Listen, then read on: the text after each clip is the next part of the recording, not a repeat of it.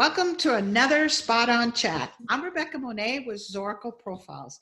Zorakle provides profiling tools to franchisors and franchise consultants that helps facilitate a right fit between a prospective franchisee and a franchise concept. My guest today on the Spot On Chat is Sean Hart. He's the VP of Franchise Sales and Development at American Family Care. Sean is recognized by executive management and his colleagues for building collaborative relationships, revitalizing underperforming markets, developing a strong sales force, and being both strategic and performance-driven. So welcome, Sean, to Spot On Chat.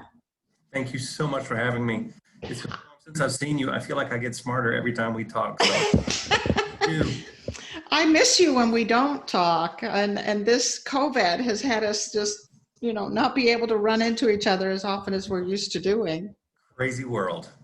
It's a crazy world, or at least 2020 is crazy. Well, hopefully that'll change.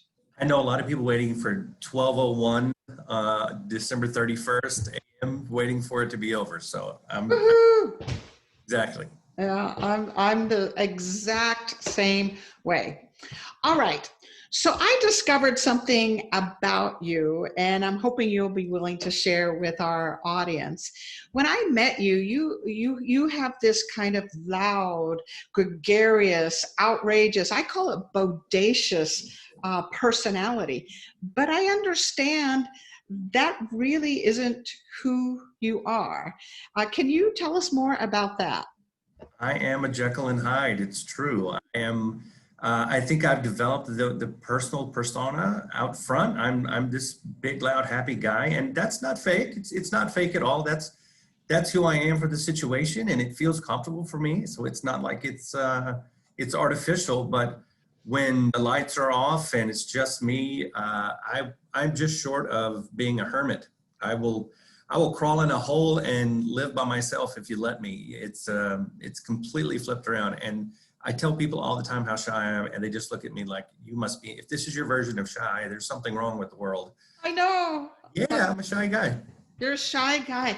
Interesting. And so you're right. That would not have been my initial impression of you, but you're kind of it sounds like what do they call it? A situational extrovert, where you can step up to the challenge.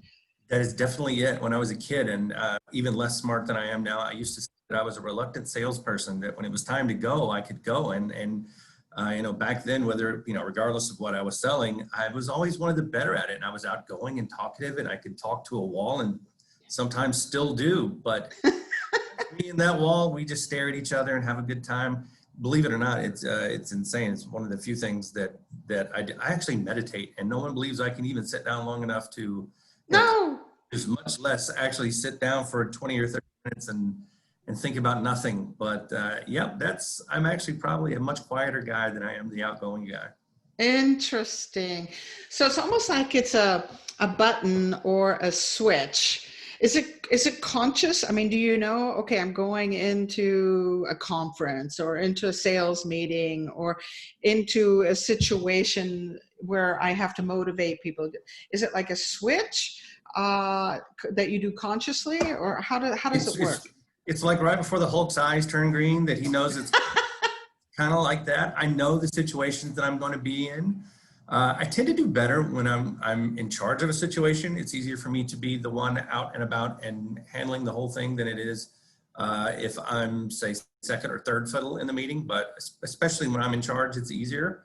But yeah, it's, you start hearing the weird background music, and the eyes are about to start turning green, and the muscles start to pop out. Yeah, all the fun stuff comes out, and I kind of go in the zone. When I was a very young kid, I had my first sales job that they gave me a check for when I was 15, and I would meet my friends afterwards, and they would say, "Okay, turn it off." So I learned how to turn it off and to turn it on. So that probably does surprise a lot of folks, that I used to get the, okay, you're not at work, you can turn it off now. Relax. Yeah, I guess I do have the ability to more or less turn it off and on. And then situationally, I'm certainly, if I'm sitting in a crowd and someone asks me to come up on the stage, instantly it would kick in, and I wouldn't even think about it. If you gave me 20 minutes warning, I would probably be crying for 20 minutes before I had to go up there. No, no, I don't want to Sense go. whatsoever. Yeah, exactly. Isn't that fascinating? Well, you first said Jekyll and Hyde. I like your Hulk analogy much better, right? Because he's hulky, right? Exactly. And that suit or whatever rips off, and out comes this, bodacious creature, and then he goes back to being his calm self later, right? That's it. Like a That's me. Superman. Mild-mannered man.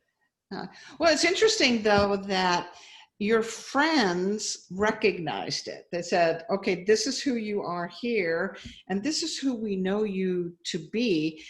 Both were 100% you, right, in that situation. Right. But your friends preferred the non-bodacious or hulky kind of guy, or at least were more comfortable with the other part of you. So you learned to kind of just flip it off. Yeah, and that's probably an ongoing theme even from childhood to adult, is that I've had friends that were comfortable with both sides, and I've had friends that were comfortable saying enough of one and we need the other, regardless of which way it was. I mean, I'm also the one, I guess, many times if we find ourselves in a situation with what are we going to do, suddenly Sean's in charge of what we're doing tonight, and we're having a good time, and we're going out, we're going to do all these things.